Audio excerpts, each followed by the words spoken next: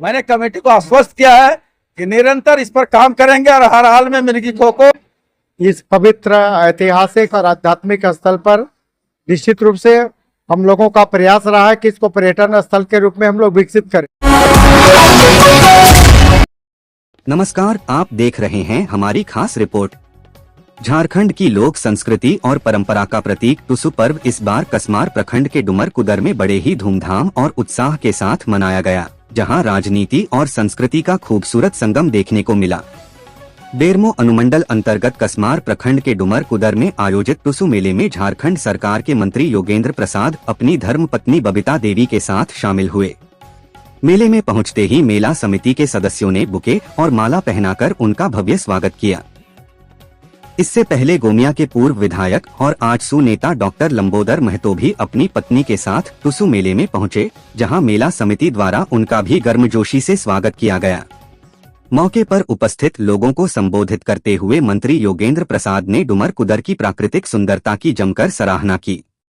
उन्होंने कहा कि यह क्षेत्र प्राकृतिक गोद में बसा हुआ है और चारों ओर से पहाड़ियों से घिरा होने के कारण इसकी सुंदरता देखते ही बनती है।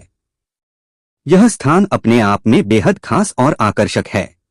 हम लोग देखिए, श्रद्धालुओं का जिस तरह से भीड़ है, जिस तरह से मिर्गी खो के प्रति लोगों का आस्था और विश्वास पूरे कसमार का है। और इसको कई विषयों में, जहां पर एक छोटी शुरुआत किया था, गांव में आने जाने का सड़क नहीं था, मिर्गी खो में भी सड़क नहीं था, ये 2016 में हम लोग बनाए थे।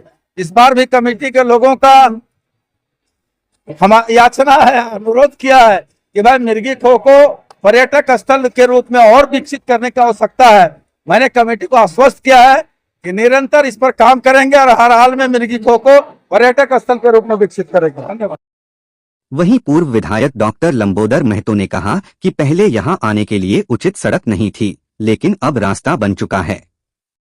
उन्होंने भरोसा दिलाया कि आने वाले समय में इस क्षेत्र को एक प्रमुख पर्यटन स्थल के रूप में विकसित किया जाएगा।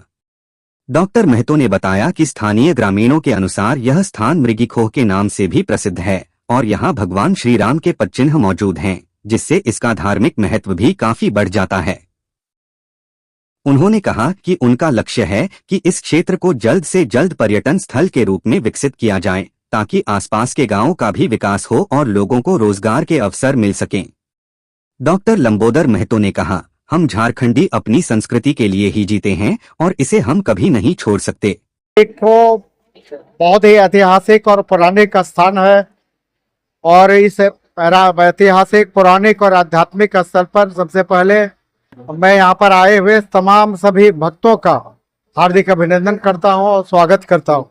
ये इस पवित्र ऐतिहासिक और आध्यात्मिक स्थल पर निश्चित रूप से हम लोगों का प्रयास रहा है कि इसको पर्यटन स्थल के रूप में हम लोग विकसित करें।